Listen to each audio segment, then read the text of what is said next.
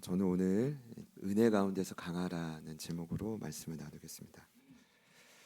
만일 여러분에게 사랑하는 사람에게 마지막 말을 전해야 할 때가 온다면 어떤 말을 남기시겠습니까? 오늘 본문이 사실 그런 내용입니다. 바울이 사랑하는 제자인 디모데에게 마지막으로 남긴 유언입니다. 정말 하고 싶은 말의 핵심을 담고 있는데요. 그리고 그 말을 자세히 보니 이 땅에 남겨진 저희들이 부흥을 시작할 뿐 아니라 유지하는 비결을 잘 가르쳐주고 있습니다. 과연 그 유언의 핵심은 무엇일까요? 부흥을 유지하는 비결은 무엇일까요? 저와 여러분에게 지금도 아직 해결해야 될 많은 인생의 문제가 있을 거라고 생각합니다. 요즘 저희는 인생의 골리앗이라고 자주 말하는데 묵상 본문 때문에요. 그런 인생의 골리앗을 물리치는 것도 중요하지만 사실 그보다 더 중요한 건 그 순간의 감격과 믿음을 잘 유지해 가는 일입니다. 부흥을 시작하는 것보다 부흥을 지속하는 일이 더욱 만만치 않기 때문입니다. 그럼 오늘 저희가 마주한 이런 시간과 장소와 모든 걸 초월하여서 어떻게 해야 그 좋은 생명력을 잘 유지할 수 있을까요?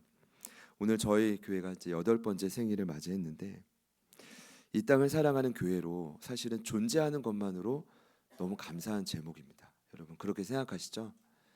많은 교회들이 또 사라지고 아파하고 흔들리고 있지만 조금씩 은혜를 더하시고 이끌어 주신 하나님을 찬양합니다. 8년은 2920일이고요. 시간으로 계산해 보니 7만 80시간입니다. 정말 만만한 시간이 아닌데 8년 하면 숫자 8이지만 꽤나 긴 시간을 저희가 지속할 수 있었던 이유를 여러분 뭐라고 생각하십니까? 저는 오늘 말씀에서 그 해답을 발견했는데요. 그리고 그 해답이 오늘 저희들을 버티게 할 힘이고 앞으로도 부흥케 할 힘이라고 저는 믿습니다. 감옥에 갇혀 있는 이 바울이 사랑하는 제자 디모데에게 유언으로 남긴 말의 핵심은 오늘 1절에 나와 있습니다. 내 아들아, 그러므로 그리스도 예수 안에 있는 은혜 가운데서 강하고, 그 비결의 핵심은 그리스도 예수 안에 있는 은혜입니다. 팬데믹 기간에 은혜라는 찬양이 또 작곡됐고 많은 분들에게 불려졌는데 2절에 이런 가사가 있습니다. 내가 이 땅에 태어나 사는 것 어린아이 시절과 지금까지 숨을 쉬며 살며 꿈을 꾸는 삶 당연한 것 아니라 은혜였소.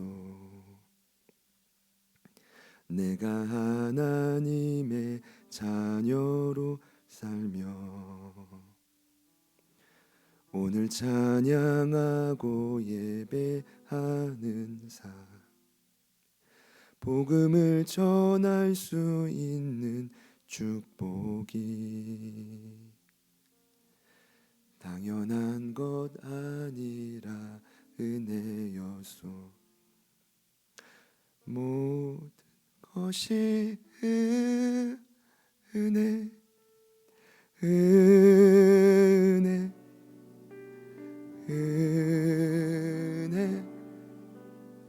한없는 내 삶에 다 없었 모든 것이 은혜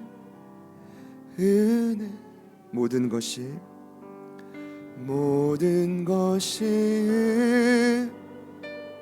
은혜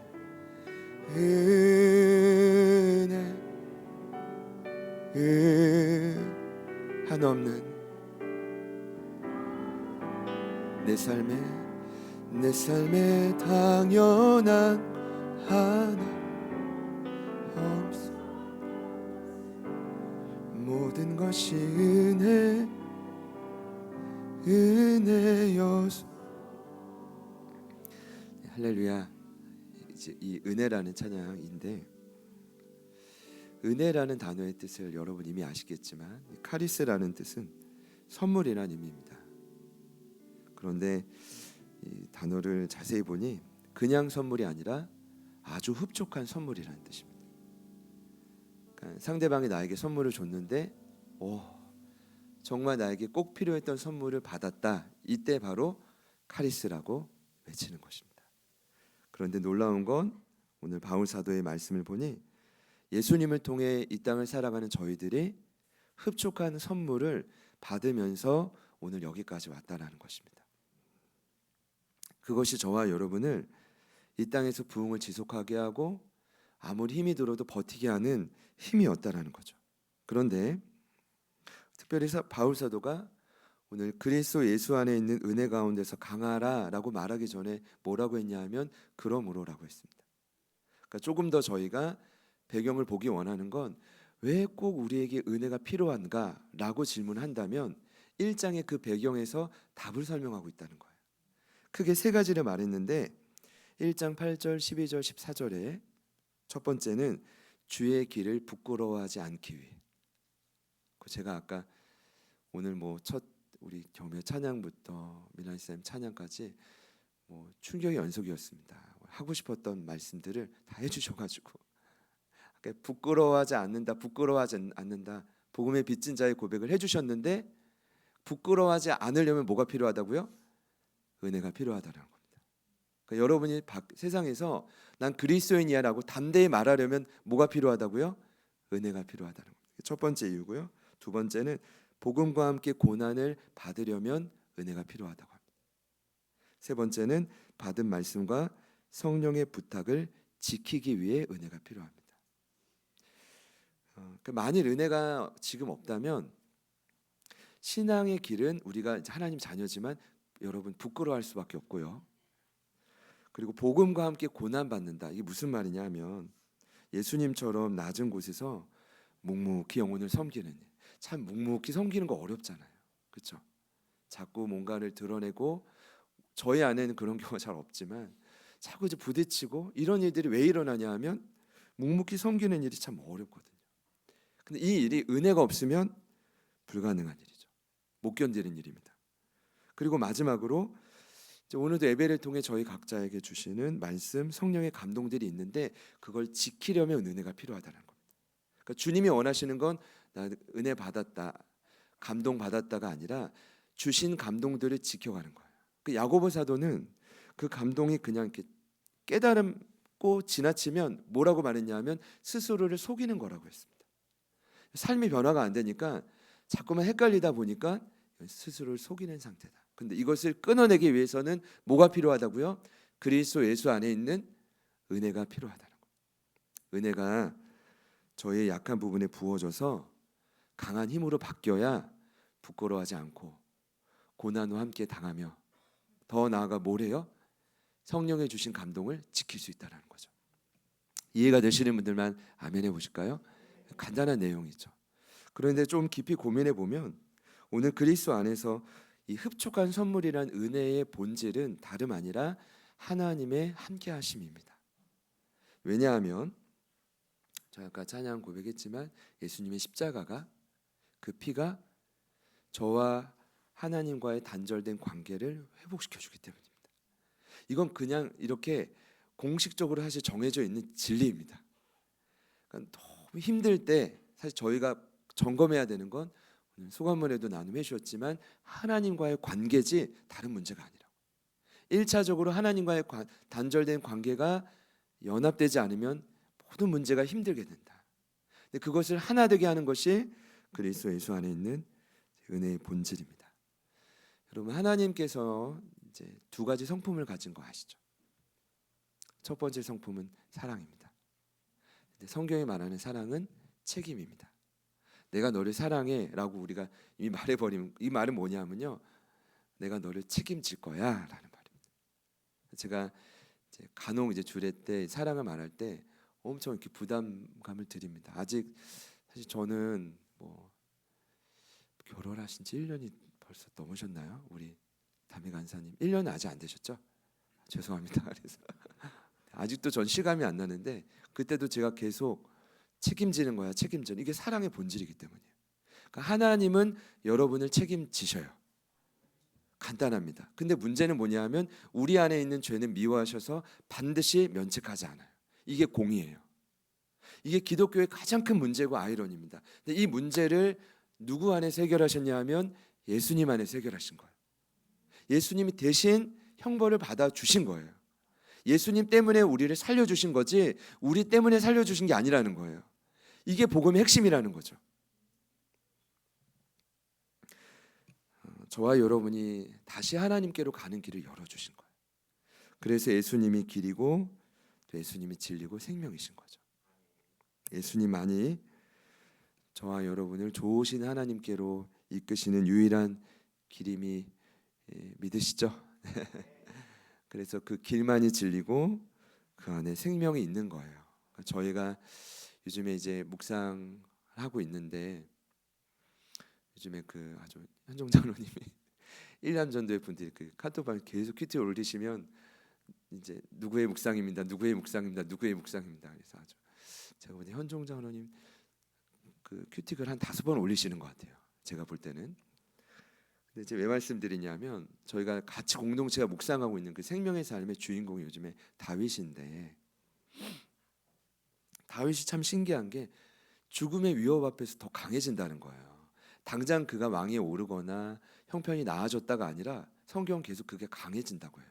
심지어 사울이 악령에 휩싸여서 창을 던져서 한번 피했단 말이에요. 정상적인 사람이라면 거기 있지 말아야 돼요.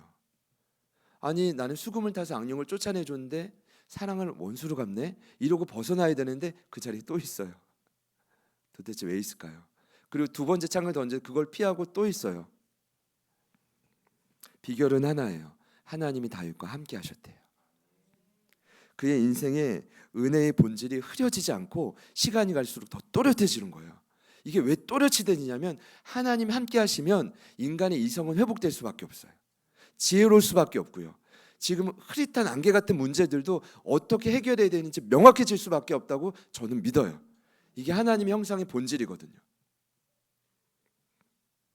죽음의 위협 앞에서 두려워하지 않고 오늘 바울의 유언처럼 계속 강해지는 거예요. 증거를 말씀드리면 사무엘상 18장 12절에 여호와께서 사울을 떠나 다윗과 함께 계심으로 사울이 그를 두려워한 자지라. 그냥 읽고 넘어가면 그만이지만 왕이 두려운 사람이 누가 있어요? 그것도 신하고 아직 사위도 아닌데 일개병사인데 왜 두려워요? 느끼는 거예요. 그를 보면 나보다 더 강하다라고 느끼는 거죠. 여러분 언제 무섭습니까? 여러분보다 센 상대를 만날 때 무섭잖아요. 나보다 강한 상대를 만나면 두렵게 돼 있어요. 다윗을 보면서 사울이 두려워했다는 건 다윗이 지금 은혜 가운데서 계속 강해져 가고 있다는 거예요. 18장 14절에는요. 다윗이 그의 모든 일을 지혜롭게 행하니라 여호와께서 그와 함께 계시니라. 또 18장 28절 29절에는요.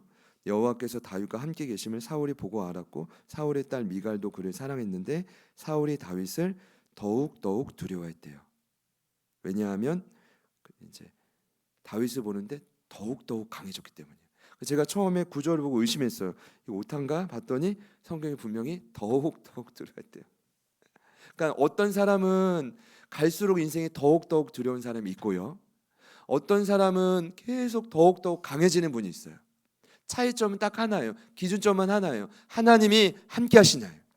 두려운 마음에 완전히 인생을 빼앗겨 버리면 계속 위축되는 거고 두려운 마음을 하나님 함께 하시고 극복하면 계속 전진해 가는 거예요. 한마디로 다윗은 부흥이 계속 유지된 사람이에요. 은혜 가운데 있으면 저희들은 강해질 수밖에 없습니다. 역으로 보면 약한 상태로 여러분 얼마나 버티실 수 있다고 생각하십니까?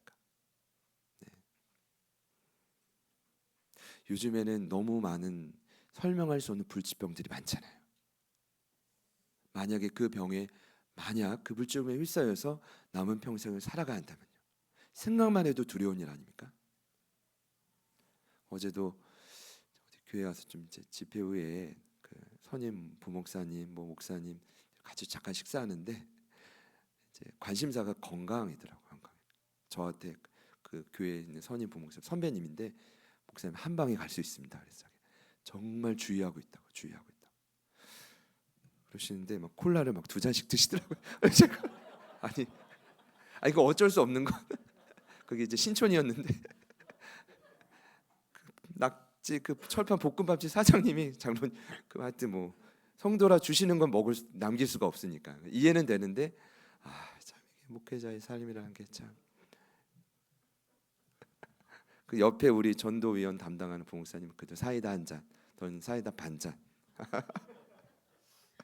아니 그 사장님은 자전거를 타고 아주 행주댁을 지나가지고 그 사업장까지 와서 12시 반에 식사를 하는데 본인 그렇게 건강하신데 서비스를 엄청 음료수를 다 먹으라고 볶음밥 남기지 말라고. 그래서 참 아이러니하다라는 생각이 들었어요. 제가 몸이든 마음이든 뭔가 사실 결함이 보이면 재빨리 손을 써야 되거든요. 근데 참 사람이 눈에 보이는 이 연약한 몸은 빨리 손을 쓰는데 영혼의 갈급함은 빨리 손을 안 써요. 그래서 바울 사도가 이것도 디모데전서에 이렇게 말해요. 육체 연습은 약간의 유익은 있지만 경건은 범사에 유익해서 영혼 약해진 영혼을 빨리 강건하게 해야 된다는 거. 아니면 다른 모든 게 무너지기 때문이거든요. 이 시간 함께 예배하는 저희 모두가 예수 안에 있는 그 은혜의 본질 때문에 더 강해지시기를 축복합니다. 여러분 운동도 열심히 하시겠지만 이 속사람을 더 예수 안에서 강건하게 하시기를 축복합니다. 오늘 2절 말씀을 보니까 바울은 이러한 분들을 증인이 아니라 특별히 충성된 사람들이라고 부르는데 우리 2절 말씀을 다 같이 한번 읽어볼까요? 네, 시작. 또 내가 많은 증인 앞에서 내게 들은 바를 충성된 사람들에게 부탁하라. 그들이 또 다른 사람들을 가르칠 수 있으리라. 아멘. 이 구절에 대한 오해가 있는데 이것은 좀 은혜 안에서 강해지는 그러니까 부흥을 지속하는 분들을 충성된 사람들이라고 표현했을 뿐이지 이 땅에 존재하는 증인들을 비하하는 표현은 아닙니다. 근데 사실 역으로 보면 증인의 역할도 중요하지만 그리스도인들에게 정말 필요한 건 충성됨이에요. 교회도 저희 교회가 이제 참 1부 때도 감사했던 건 유치부 부장님도 전도자고 유초동 부장님도 전도자. 이 말은 누가 알아주지 않아도 시간이 되면 현장에 나가서 전도하시는 분들인 거예요. 참 그러고 보니까 교육부의 여러 변의 이런 헌신과 아울러져서 자연스러운 부흥이 일어나게 되는 것 같아요. 여러분 그렇게 믿으시죠? 근데 감사한 건 증인의 삶이 쉽지 않아요. 말투스라는 이 단어는 내가 경험한 예수를 말할 수도 있고 책임이 따르는 자인데 순교자라는 단어가 여기서 파생됐거든요. 굉장히 대단하신 분들이에요. 그런데 바울 사도가 그보다 더 상위 개념으로 두는 게 있어요. 그게 뭔지 아세요? 내가 만난 예수를 아주 나이스하고 멋지게 전하는 것도 필요해요. 이게 잘못되고 덜 중요하다는 게 아니라 이보다 더 중요한 게 바로 뭐냐 하면 은혜 가운데서 강해져서 어떤 사람이 되는 거냐 하면 충성된 사람이 되는 거예요. 결국 교회는 충성된 사람에 의해 유지가 됩니다. 부흥은 충성된 사람에 의해 유지가 되는 거예요. 여러분 궁금하지 않아요? 왜 이 말을 한마디 더 할까요? 충성됨이란 피스토스라는 단어인데 한마디로 신실함입니다. 처음과 끝이 동일한, 사실은 처음과 끝이 동일한 사람은 없어요. 내가 오늘 이렇게 할게. 여러분 이 결단과 고백이 얼마나 지속된다고 생각합니까? 여러분 3일 또 길면 일주일 뭐 또 한 달.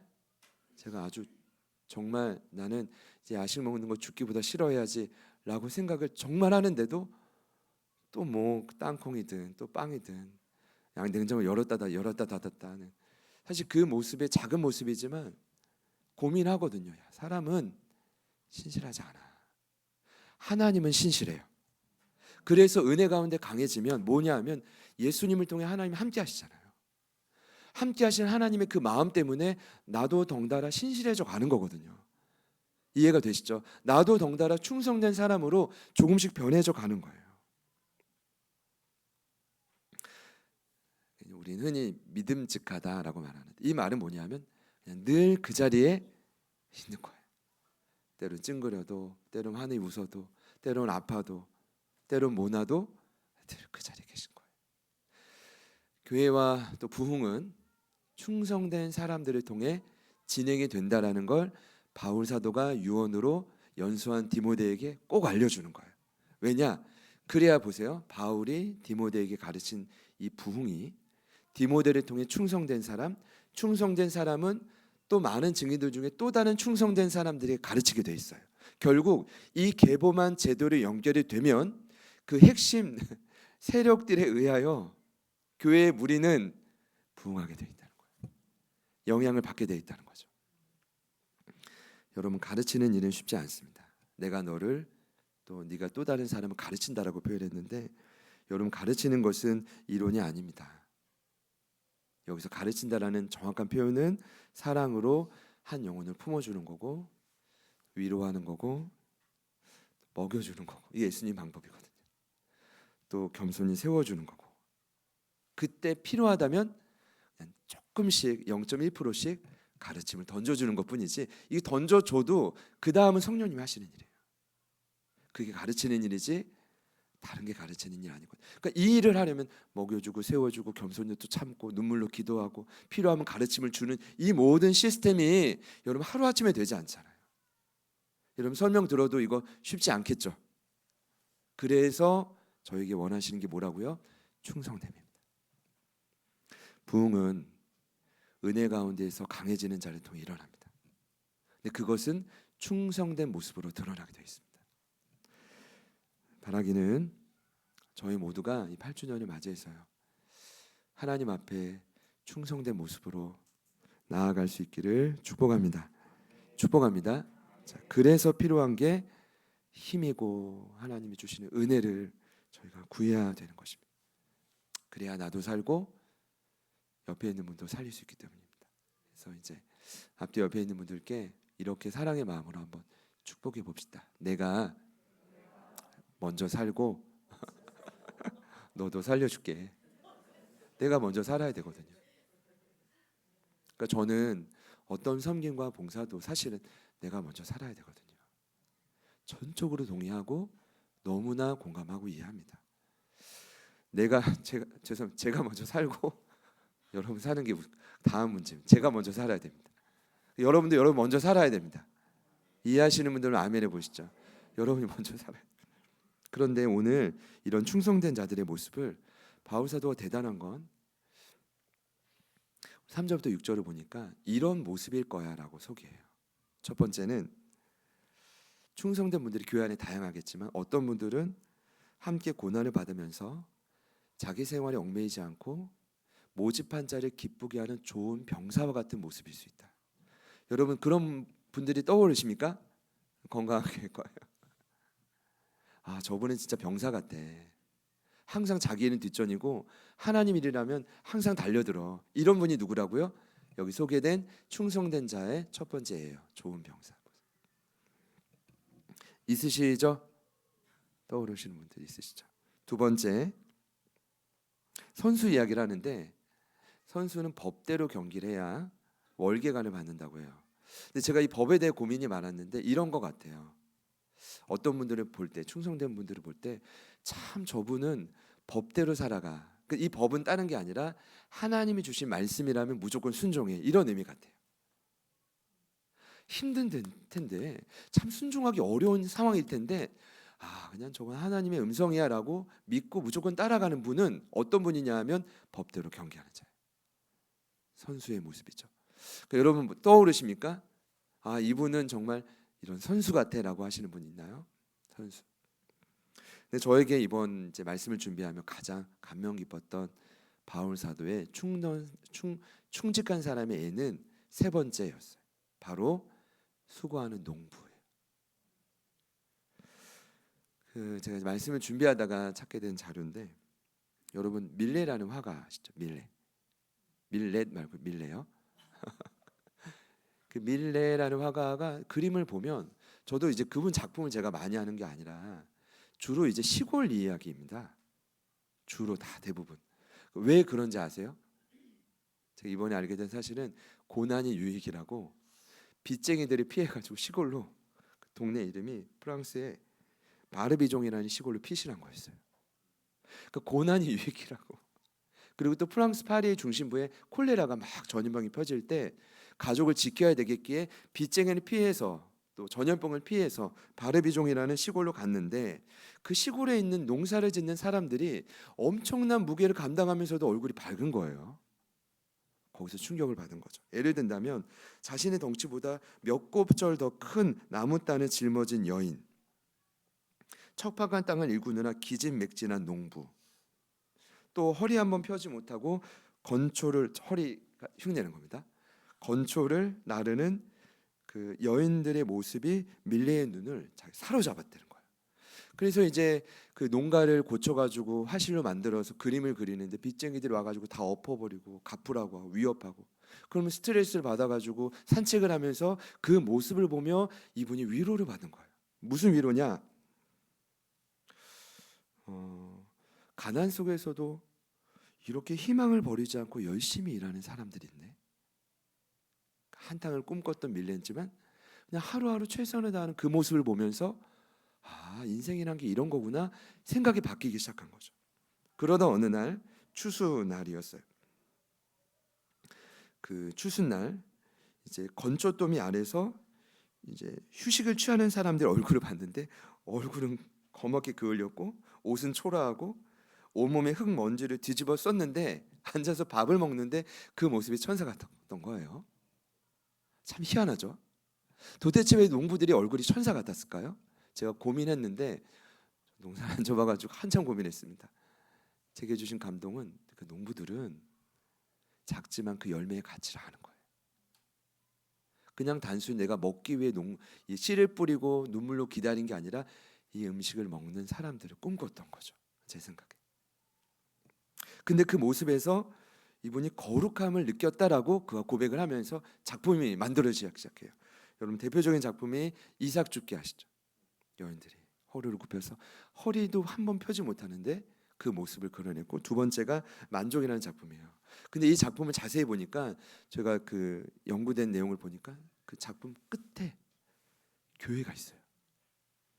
그리고 하루의 노동이 마치고 멀리서 저녁 기도의 종소리가 들려오자 젊은 부부가 기구를 내려놓고 함께 기도하는 장면이 만종이라는 작품이 만들어진 배경이라는 거예요.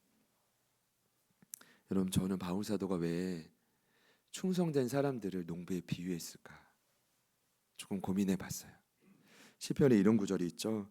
눈물을 흘리며 씨를 뿌리는 자는 기쁨으로 단을 거두리로다. 눈물을 흘리며 씨를 뿌리는 자는 기쁨으로 단을 거두리로다. 눈물을 흘리며 씨를 뿌리기 위해서 우리에게 필요한 건 충성됨입니다. 그 일을 위해 예수 안에 있는 은혜가 여러분을 강하게 하시기를 축복합니다. 여러분 느끼시면 돼요. 아, 내가 지금 이 힘으로는 안 돼. 예수님을 통해 힘이 필요해. 강함이 필요해. 제가 이번에 새학기 준비하며 자료를 보는데 충격적이었던 사실 한 가지는 초대교회가 뭔가 부흥과 이 복음 전도를 위해서 그 뭐라고 해야 될까요? 좀 뭐 복음 전도의 전략이 따로 없었다라는 거예요. 무슨 말이냐면요. 312년도에 콘스탄틴 황제가 회심할 때까지 초대교회가 로마를 이렇게 복음으로 곳곳을 계속 수놓기 시작해요. 자료를 보니까 매 세대마다 약 50만 명이 회심하는데 학자마다 이견이 있어요. 너무 차이가 크긴 한데 어떤 학자는 8%가 로마 전체 인구의 기독교인이었다. 어떤 학자는 20%다. 어떤 학자는 50%다. 제가 볼 때는 50%는 정말 조금 과장된 것 같아요. 근데 중요한 건 특별한 전도 전략이 없었다는 거예요. 초대교회 어떤 문헌을 봐도 불신자들은 이렇게 접촉해, 이렇게 복음을 전해라는 말이 단 한 구절도 없어요. 여러분 이게 여러분 너무 충격적이지 않으세요? 당연히 있어야 되는 거 아닙니까? 오늘날 한국 교회가 그렇게 전략과 방법을 찾아가는데 있어야 되지 않아요? 이 말은 곧 특별한 부흥 전략이 없었다는 거예요. 그런데 매 세대마다 50만 명씩 회심해요. 어떻게 이 일이 가능했을까요? 북아프리카의 주교이자 순교자였던 키프리아는 그분의 저서 에두 큐리넘의 일을 잘 기록하는데, 그 또한 복음 전도, 그 불신자들 향한 복음 전도를 향한 촉구가 한마디 내용도 없었어요. 대신 그들이 어떻게 하면 성도들이 은혜를 누릴 수 있는지 거룩한 교훈들을 총망라해요. 가정에서는 어떻게 마음을 지키는지, 교회에서는 성도들끼리 어떻게 언어를 쓰고 사랑해야 되고 세워주는지, 그리고 사회에서는 어떻게 그리스도인으로 빛을 드러내야 되는지 끊임없이 예수의 십자가, 예수의 부활 연결하여 은혜의 통로가 될 수 있는지를 계속 설명해요. 이게 진실이에요. 제가 깨달은 건 그거예요. 오늘 바울 사도의 이 말이 진정한 진실이라는 거예요. 진짜라는 거예요. 이게 우선이라는 거예요. 은혜 안에서 내가 먼저 사는 것이 부흥을 위한 최고의 전략입니다.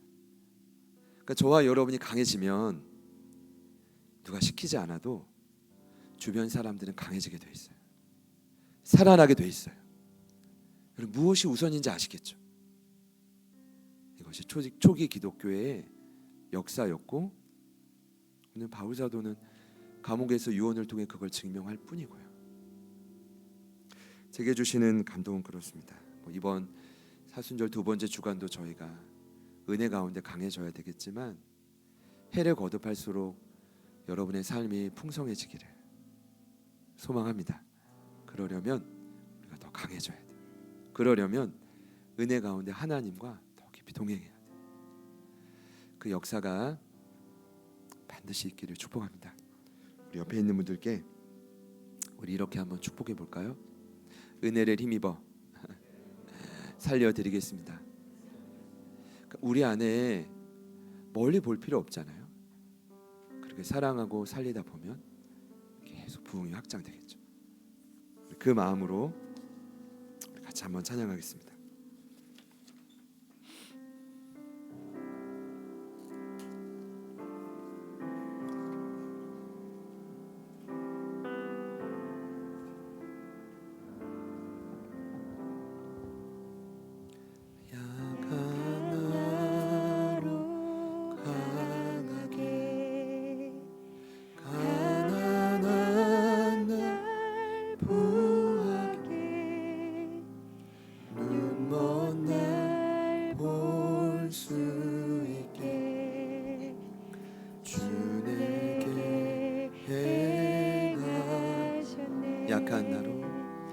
약한 나로 강하게 가난한 날 구하게 눈먼 날 볼 수 있게 주 내게 가셨네.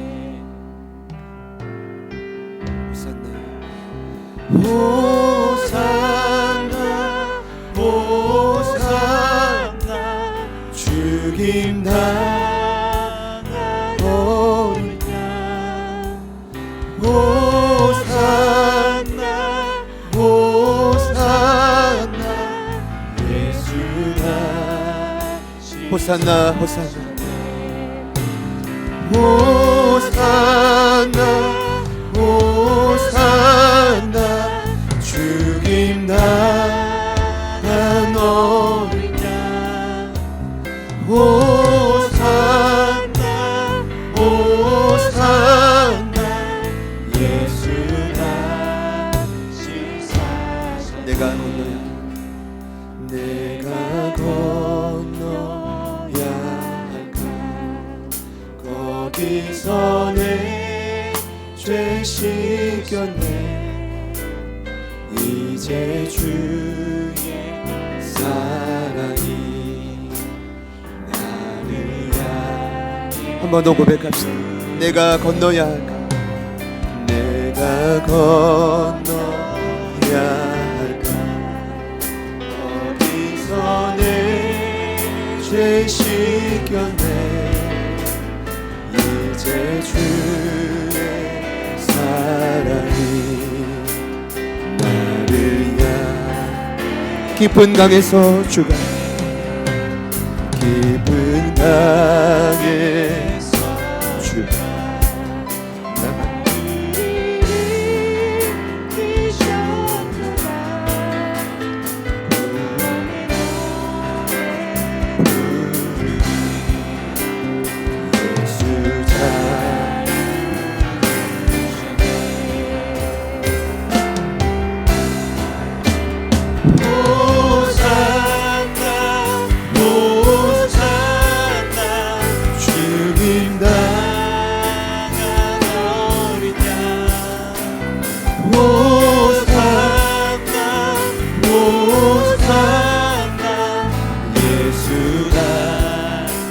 호산나 호산나 호산나 호산나 죽인다 너를 호산나 호산나 예수. 우리를 강하게 하시고 깊은 강을 지나게 하실 하나님, 호산나 호산나 주나 너리 호산나 호산나 예수 다시 사시네. 저와 여러분이 건너야 될 강을 하나님은 잘 아실 겁니다. 깊은 강의 위치와 또 넓이와 그 무시무시함을, 또 그 앞에 두려워하고 있고 위축되어 있는 우리의 모습을 하나님은 아실 겁니다. 그러니 하나님, 예수 그리스도를 통해 연약한 우리를 다시 한번 강하게 하여 주십시오. 다시 한번 강한 힘을 부어 주십시오. 주 예수 안의 강함으로 부흥을 지속하는 충성된 자들로 저희를 변화시켜 주시옵소서. 하나님, 내가 먼저 살아야 되겠습니다. 하나님, 우리가 먼저 강해져야 되겠습니다. 예수 안에 생명을 누리는 한 주가 되게 하여 주십시오. 우리 기대하는 마음으로 우리 주님 이름 부르신 후에 간절히 한번 기도합니다. 주여,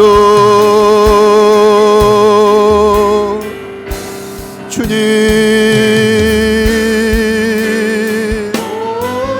주님 도와주시옵소서. 성령 하나님 도우시옵소서. 하나님, 우리에게 말씀하시는 은혜 가운데서 강하고, 은혜 가운데서 강하고, 은혜 가운데서 새로워지게 하여 주시옵소서. 하나님 말씀하시는 그 길을 향해 달려가기, 우리의 모든 심령이 변화되고 속사람이 새로워지고 한건하게 바뀌게 하소서.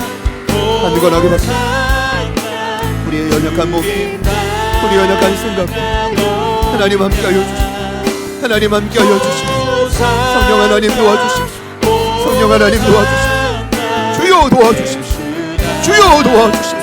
하나님 이곳에 증인들을 보내시고 하나님의 일꾼들을 세우시고 충성된 자들, 충성된 자들, 충성된 자들, 충성된 자들, 신실한 자들, 신실한 자들, 신실한 자들, 하나님의 은혜와 능력을 도와주시고 하나님의 능력과 권위를 도와주시고 하나님 그러한 자들을 도와주시고 하나님의 나라는 여전히 확장될 것이고 하나님의 역사는 여전히 확장될 것이고 다윗처럼 우리를 더욱더욱 강하게 하여 주십시오.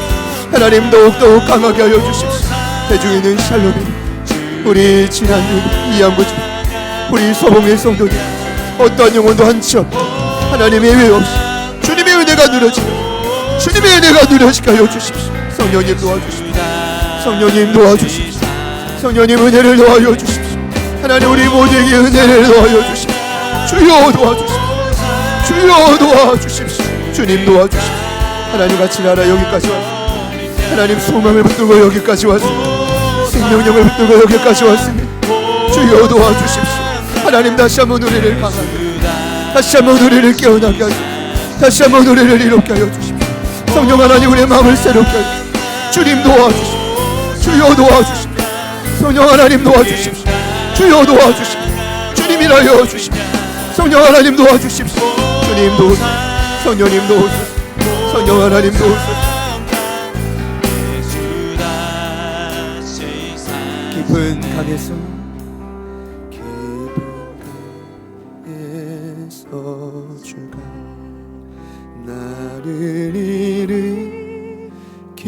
주셨도다.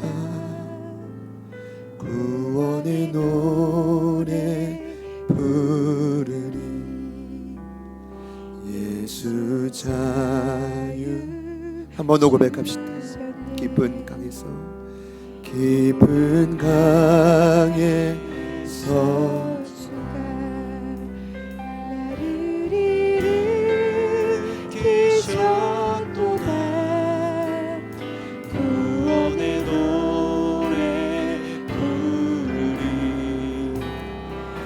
예수 자유 주셨네.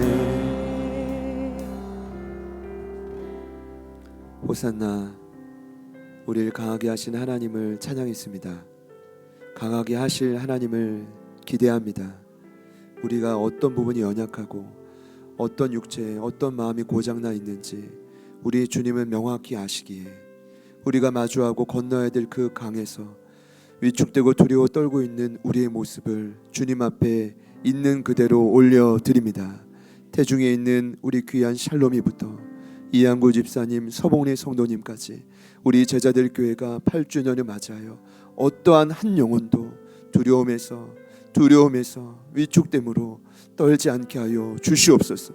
부디 우리를 그 깊은 강에서 건져내어 하나님의 강한 군사로 세우셔서 수고하는 농부처럼 하나님 그 영생과 영혼의 가치를 알고 주님이 기뻐하시는 일을 달려가는 저희 모두가 되게 하여 주시옵소서. 하나님, 이곳에 많은 증인들을 세우심에 감사합니다. 많은 충성된 자를 보내심에 감사합니다. 앞으로 이와 같이 귀한 일꾼들을 더 많이 세워주셔서 하나님의 교회가 더욱 흥왕하게 하여 주시옵소서. 어지러운 이 세대 가운데 많은 영혼들을 구원하고 살리는 통로로 마음껏 사용하여 주시옵소서. 이제는 우리 구주 예수 그리스도의 은혜와 하나님 아버지의 변함없는 신실하신 사랑하심과 성령님의 내주 충만 교통 위로하심의 역사가 날마다 그 은혜 가운데서 강해지기를 소망합니다. 마음속 깊이 다짐하며 나아가는 금일 2부 예배에 참여하신 모든 예배자들 머리 위에, 그리고 저희들을 통해 반드시 소생하게 될 이 땅의 많은 영혼들 삶의 터전 위에 지금부터 영원토록 함께 하시기를 간절히 축원하옵나이다. 아멘.